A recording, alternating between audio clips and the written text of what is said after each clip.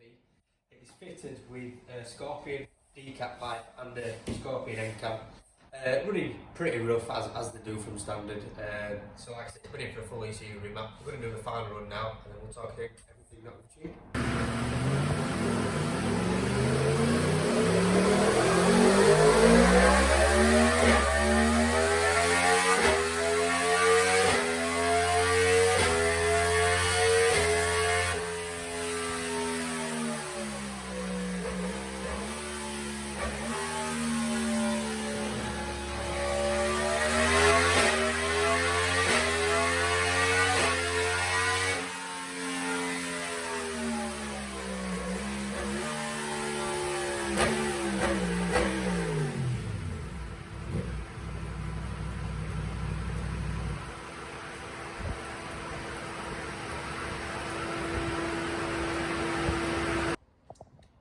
Right, so the first run that we did this afternoon, which is the red line, we're just over 147 horsepower, running very lean, obviously, with fitting the decat and the can.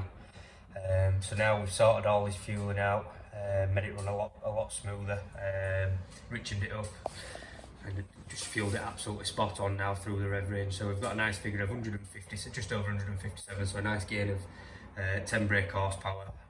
So yeah, and we've got about 6 foot-pound of torque as well gained, so it just feels a lot better, accelerates so much better.